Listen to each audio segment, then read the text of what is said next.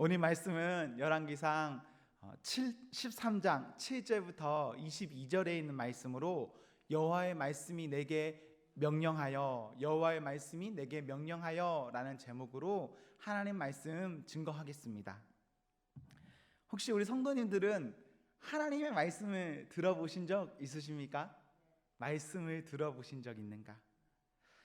우리는 지금처럼 이렇게 하나님 말씀을 전하는 강론을 들을 때 하나님 말씀을 들을 수도 있고, 혹은 개인적으로 어떠한 경건의 시간을 가지면서 하나님의 말씀을 들을 수도 있습니다.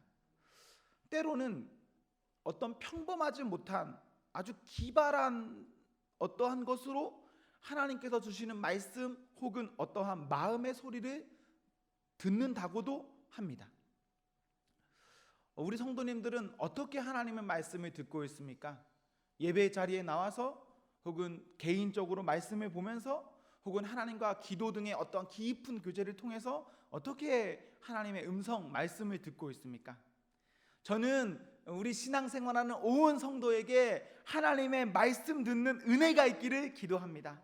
우리 온 교회 공동체가 사람 말이나 사람의 어떠한 이 제도의 틀에 박혀 있는 것이 되는 것 아니라 하나님의 말씀에 귀를 세우는 그런 교회 공동체가 되기를 기도합니다. 하나님 말씀 들었기 때문에 그 말씀으로 살아가는 교회, 들어야 말씀대로 살 수 있습니다. 듣지 못하면 살 수가 있습니까? 없습니다. 하나님께서 말씀하시고 저희는 그것을 듣고, 그래서 이상적인 교회가 되기를, 꿈과 같은 교회가 우리 교회가 되기를 소망합니다. 아픔이 있어도 말씀 들으면 이상적인 교회 됩니다. 하나님께서는 오늘도 저희들 이렇게 불러주셨고 부르셔서 이 자리에 있게 하셨습니다. 부르신 자들과 이 자리를 통해서 우리 하나님 영광 받으세요.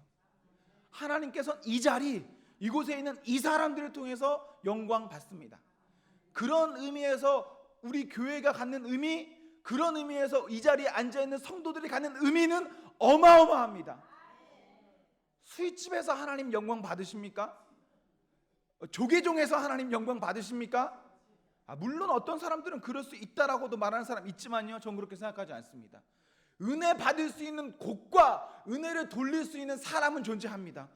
우리 교회와 우리 성도님들이 그러한 사람들입니다. 아멘. 본문의 7절에 보시면 7절의 등장인물은 하나님의 말씀을 듣는 사람이었습니다. 말씀 듣는 사람. 그의 이름은 기록되어 있지 않지만 하나님의 사람이라고 불려지고 있고, 18절에는 그가 선지자다라고 합니다. 하나님의 말씀을 듣는 사람, 선지자. 하나님의 사람, 선지자는요, 하나님의 말씀을 듣는 사람이 선지자입니다. 하나님의 사람입니다. 우리가 하나님의 말씀 듣고 있습니까? 혹은 듣지 못하고 있습니까? 그럼 확연히 갈릴 수 있어요. 성도인가 성도가 아닌가. 듣는 사람이 성도입니다. 듣는 성도가 들었기 때문에 말씀으로 살 수가 있습니다. 하나님 말씀 들어야 말씀대로 살 수 있는 것을 우리 마음에 간직하셨으면 좋겠습니다. 착하게 살면 된다, 정직하게 살면 된다, 소신 있게 살면 된다, 선량하게 살면 된다. 아무리 좋은 말들이 나를 수식한다고 해도요, 그것이 하나님의 말씀대로 살고 있다는 아닙니다. 아무리 좋은 것들이 내 앞에 붙어도 말씀대로 말씀 듣고 살지 않으면 그 사람은 성도가 아닙니다. 하나님의 말씀을 듣고 들어서 말씀대로 사는 사람이 하나님의 사람이고, 그 사람이 성도입니다. 우리 사랑하는 성도 여러분, 말씀 듣고 계십니까? 성경 보고 계십니까? 아멘. 성도입니다. 성도. 열왕기상 12장에 보시면 12장으로부터 시작해서 하나인 나라가 두 개로 분열되는 역사를 볼 수가 있습니다. 솔로몬의 아들인 르호보암이 통치하는 이 남왕국 유다와, 그리고 그에 반대하는 이 여로보암이 통치하는 북왕국 이스라엘, 한 민족이면서도 이해관계에 따라서 두 개로 나뉘는 그런 나라의 역사를 볼 수가 있습니다. 오늘의 본문은 이 북왕국이라는 여로보암이 다스리는 나라에 대한 이야기입니다. 하나님께서는 하나님의 사람, 이 선지자를 통해서 여로보암 왕에게 죄에서 돌이킬 것을, 회개할 것을 선포하게 하셨습니다. 하나님의 사람이요, 하나님께 말씀을 듣고 왕 앞에 가서 야, 정신 차려! 말하는 거 쉽겠습니까? 쉽지 않습니다. 아무리 말씀 듣고 아무리 하나님의 사람이고 아무리 성령 충만하다 해도요, 크게 부담스러운 일입니다. 4절을 보시면 그러한 하나님의 사람의 선포에 왕은 화를 내고 있고 그를 잡으라 명령하는 것을 볼 수가 있습니다.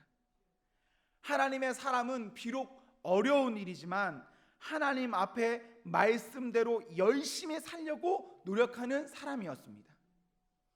부담스러운 말씀이 우리 성도님들의 귀에 들리십니까?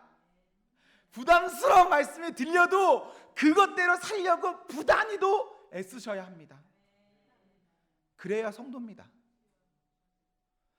9절에 보시면 하나님께서는 하나님의 사람이 왕에게 말씀을 선포한 이후에 구체적으로 어떻게 해야 할지에 대한 행동을 명령하여 주셨습니다. 왕의 죄를 경고하고 그 땅에서는 물을 포함하여 아무것도 먹지 말고 왔던 길이 아니라 다른 길로 가라, 돌아가라 이렇게 하셨습니다. 하나님의 사람은요, 8절, 9절, 16절, 17절에 보시면 이것을 확실히 알았습니다.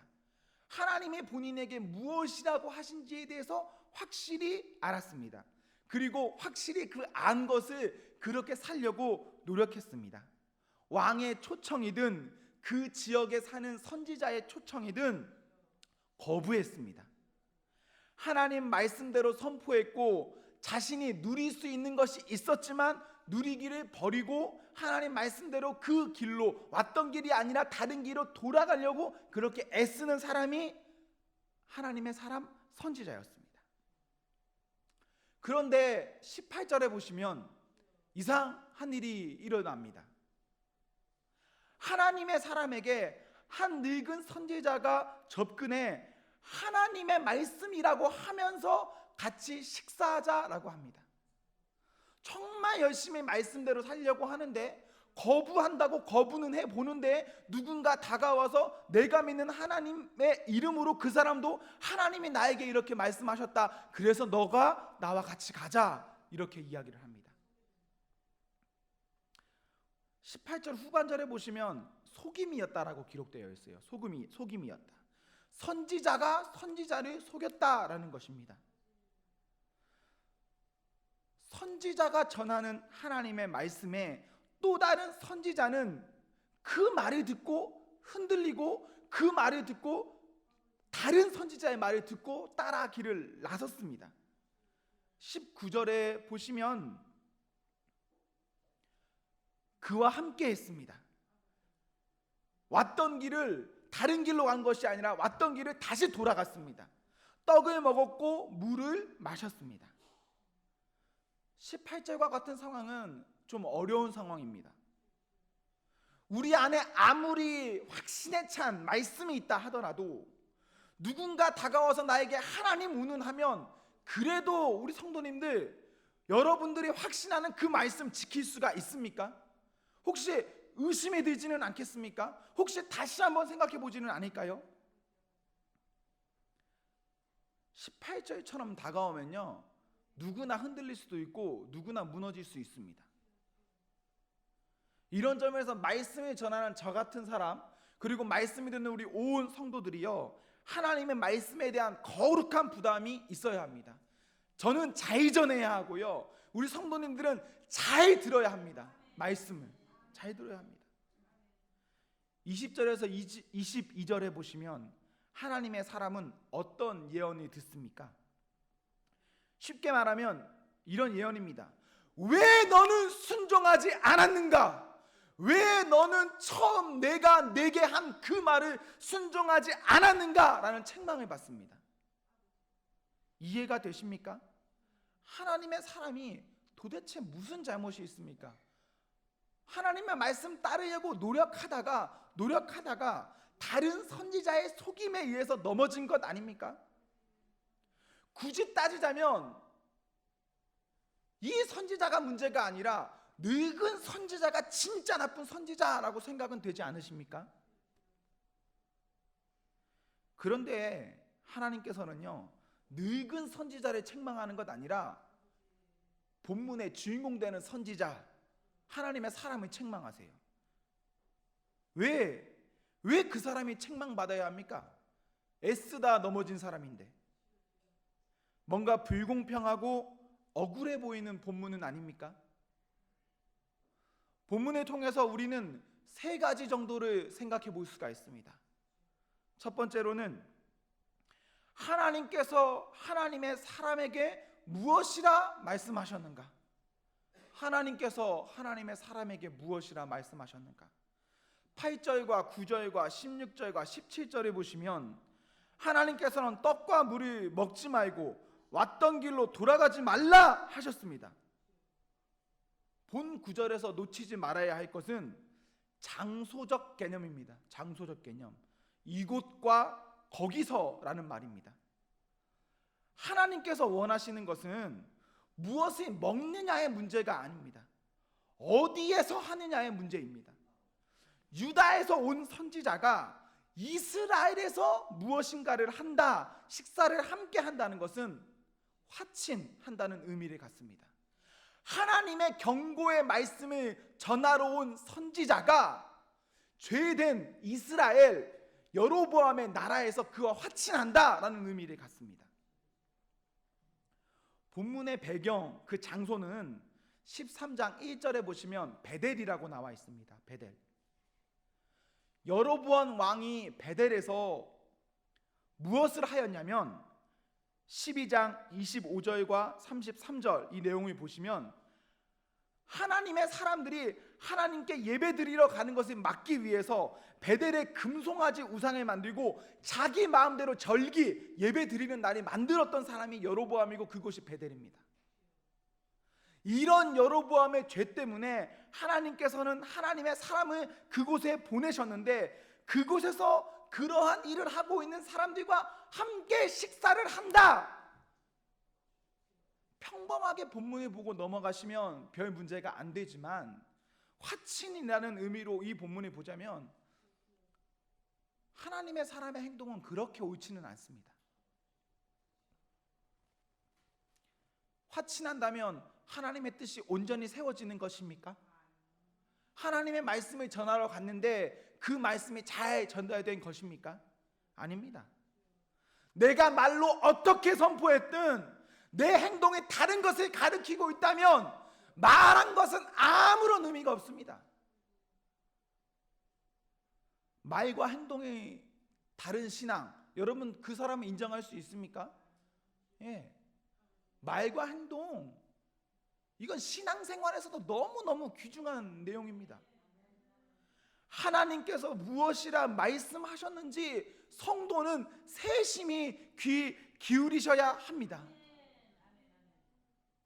말해놓고 다른 것 쫓아가면 안 됩니다. 두 번째로는 하나님의 말씀과 그럴듯한 사람의 말에 어떻게 할 것인가? 하나님의 말씀과 그럴듯한 사람의 말 어떻게 해야 합니까? 하나님의 사람은 분명히 자신의 뜻을 밝혔습니다. 18절 후반절에 상대가 나를 속였고 속임 당하였을 뿐입니다.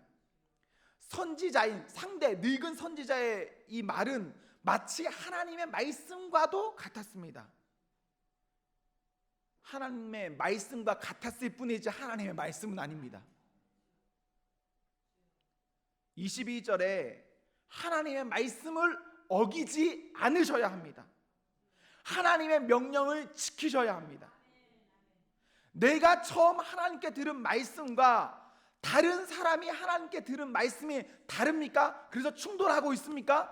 내가 선지자인데 다른 늙은 선지자가 와서 말하는 거 이게 충돌하고 있습니까? 이렇게 한번 생각해 보십시오. 하나님께서 똑같은 상황을 가지고 다른 이야기 하실 수 있습니까? 똑같은 문제를 가지고 나에게 말하는 것 다르고 여러분들에게 말하는 것이 다를까요? 내가 직접 들은 말씀과 직접 듣지 않은 말씀이 충돌한다면 여기서 중요한 것은 내가 직접 들은 말씀이 확실하다면 확실한 말씀 안에 거하는 것입니다. 누가 뭐라고 해도 내가 말씀 들었어 이렇게 다가와도 무엇이라 말씀하셨는지 성도님들 잘 아시지 않습니까? 아시면 아시는 대로 사셔야 합니다.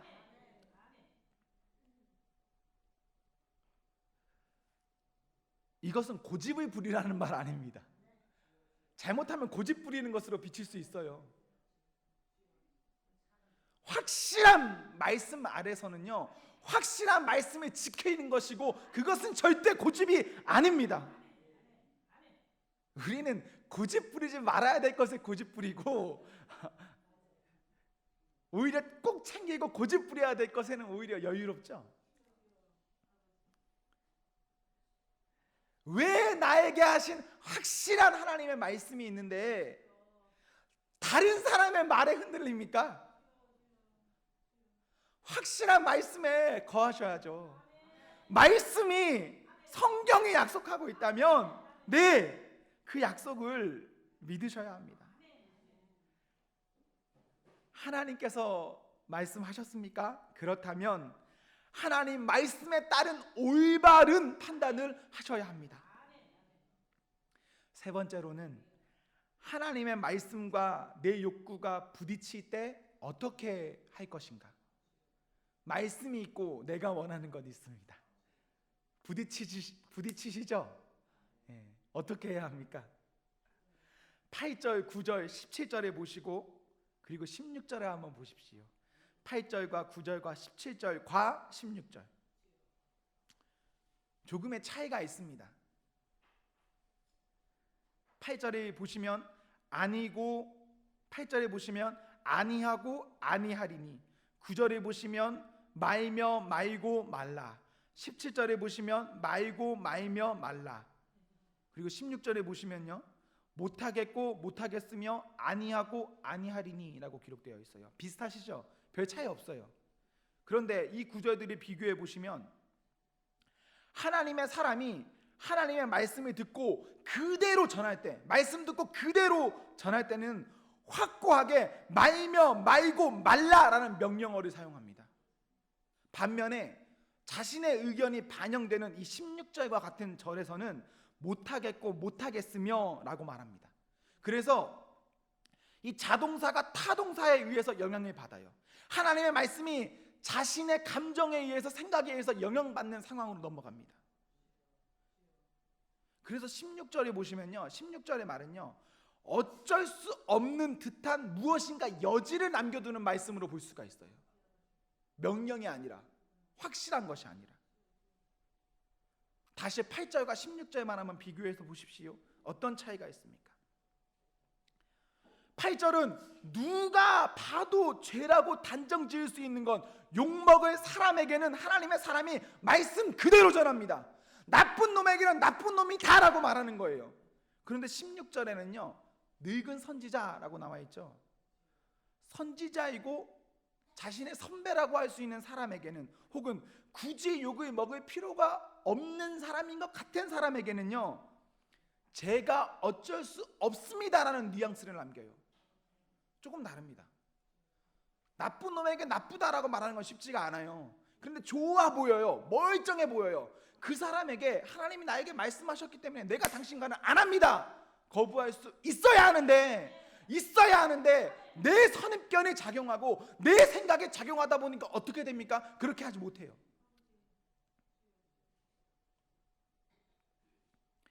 여지를 남겨두기 때문에 18절에 늙은 선지자가 속임을 시키는 겁니다.